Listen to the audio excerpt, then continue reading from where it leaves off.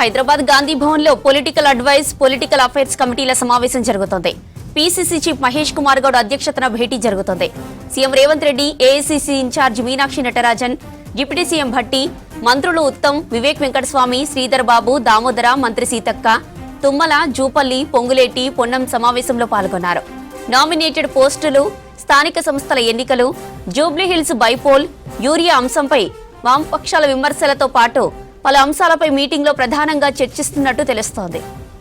Right, ఇక meeting కు సంబంధించిన మరిన్ని డీటెయిల్స్ షరీఫ్ లైవ్ లో అందిస్తారు. షరీఫ్, మీటింగ్ లో ఏ అంశాలపై చర్చించారు, అప్డేట్స్ ఏంటి? గాంధీ భవన్ లో political advice committee, political affairs committee రెండు కీలక సమావేశాలు ప్రారంభమయ్యాయి. కొద్దిసేపటి క్రితమే సీఎం రేవంత్ రెడ్డి హాజరయ్యారు. సీఎం రేవంత్ రెడ్డి కంటే ముందు అధ్యక్షత వహిస్తున్నటువంటి ఏఐసీసీ తెలంగాణ ఇన్ఛార్జ్ మీనాక్షి నటరాజన్, అదేవిధంగా పీసీసీ చీఫ్ మహేష్ గౌడ్ అంతా కూడా చేరుకున్నారు. ఇక మంత్రులు వివేక్ వెంకటస్వామి, అదేవిధంగా పొంగులేటి, డిప్యూటీ సీఎం భట్టి విక్రమార్క, జూపల్లి, కొండా సురేఖ, సీతక్క, ఈ పీఐసీలో ఉన్నటువంటి సభ్యులు ఎవరైతే 25 మంది ఉన్నారో ఎక్స్ అఫీషియల్ మెంబర్స్ ముగ్గురు కలుపుకొని వాళ్ళంతా కూడా హాజరైనను. చాలా కీలకంగా ఈ సమావేశాన్ని అయితే భావిస్తోంది పార్టీ. ఈ సమావేశానికంటే ముందే మనం చూసినాం, ఉదయం 11 గంటల నుంచి దాదాపు 3.5 గంటల పాటు సీఎం నివాసంలో భేటీ జరిగింది. ఆ భేటీలో భాగంగా మంత్రి Sridhar Babu, PCC chief Mahesh Goud, AICC incharge Meenakshi Natarajan, Uttam Kumar, అదేవిధంగా ప్రభుత్వ సలహాదారు వేం నరేందర్ రెడ్డి పీఎస్సీలో చర్చించాల్సినటువంటి అంశాలపైన సీఎం రేవంత్ రెడ్డితో ముందుగా మాట్లాడారు. అక్కడ కొన్ని నిర్ణయాలు తీసుకున్నారు. ఆ నిర్ణయాలకు సంబంధించి మళ్ళీ పీఐసీలో పొలిటికల్ అడ్వైస్ కమిటీలో మళ్ళొకసారి ఆ నిర్ణయాలను చెప్పి దానిపైన మెజార్టీ నేతల అభిప్రాయాన్ని తీసుకోవాలని చెప్పి ఇప్పటికే పార్టీ భావిస్తోంది. పార్టీ పెద్దలు అవే అంశాలను భావిస్తున్నటువంటి పరిస్థితి. మరోవైపు ఇప్పటికే ఎమ్మెల్యేలకు సంబంధించిన అంశంపైన అసెంబ్లీ వ్యవహారాల మంత్రిగా ఉన్నటువంటి మంత్రి శ్రీధర్ బాబు దగ్గర నుంచి పూర్తి వివరాలు కూడా సీఎం రేవంత్ రెడ్డి ఉదయం జరిగినటువంటి భేటీలో భాగంగా వివరాలు తీసుకున్నట్లు కూడా తెలుస్తోంది. ఎట్లా ముందుకు పోవాలి, ఇప్పటికే సుప్రీంకోర్టు స్పష్టమైనటువంటి ఆర్డర్స్ కూడా ఉన్నాయి.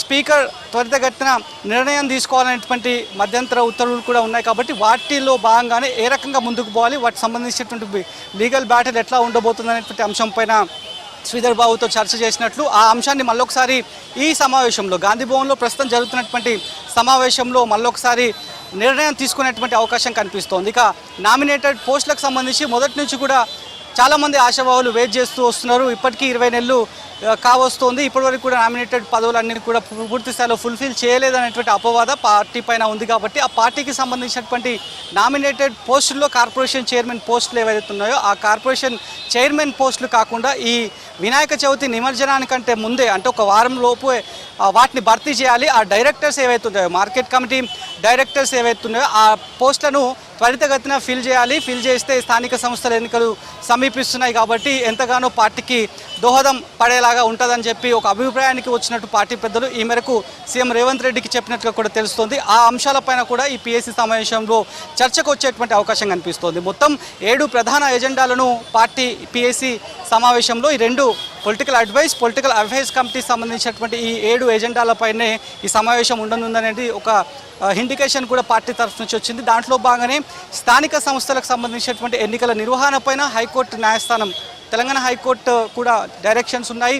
పలానా డేట్ లోపు, సెప్టెంబర్ లోపు నిర్వహణ అనేది కంప్లీట్ చేయాలనేటువంటి డేట్ లైన్లు కూడా ఉన్నాయి. కాబట్టి వాటికి సంబంధించి ఏ నిర్ణయం తీసుకోవాలనేటువంటి అంశంపైన నేతల అభిప్రాయాలను తీసుకునేటువంటి అవకాశం కనిపిస్తోంది. ఇప్పటికే బీసీలకు సంబంధించినటువంటి 42% రిజర్వేషన్ల అంశం కేంద్రం దగ్గర పెండింగ్ ఉంది. ఇక్కడ తెలంగాణ గవర్నర్ దగ్గర కూడా ఆర్డినెన్స్, పార్టీకి సంబంధించి కాంగ్రెస్ ప్రభుత్వానికి సంబంధించి ఆర్డినెన్స్ పెండింగ్లో ఉంది. వీటిపైన ఇప్పటివరకు ఎలాంటి నిర్ణయాన్ని కూడా అటు కేంద్రం కావచ్చు, తెలంగాణ రాష్ట్ర గవర్నర్ కూడా ఇప్పటివరకు చెప్పలేరు. మరి దీనిపైన ఎట్లా ముందుకు పోవాలి? ఆల్రెడీ జంతర్ మంతర్ దగ్గర అంత పెద్ద మహాధర్నా చేశాము, వేరే రాష్ట్రాల ఎంపీల మద్దతును కూడా కూడగట్టుకున్నాం. కానీ ఇప్పటివరకు రిప్లైగా ఏ రకమైనటువంటి సమాధానం కూడా కేంద్ర ప్రభుత్వం నుంచి రాలేదు. మరి ఏ రకంగా ముందుకు పోవాలనేటువంటి అంశంపైన పీఎస్సీలో చర్చ చేసేటువంటి అవకాశం కనిపిస్తోంది.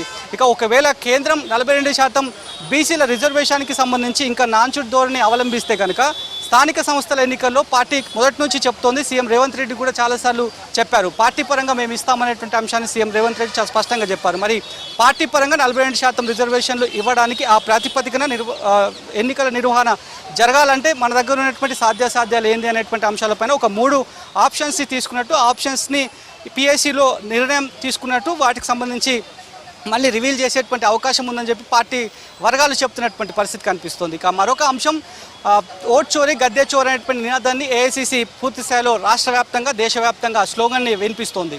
అగ్రనేత రాహుల్ గాంధీ ఆల్రెడీ యాత్రను కూడా చేపట్టారు.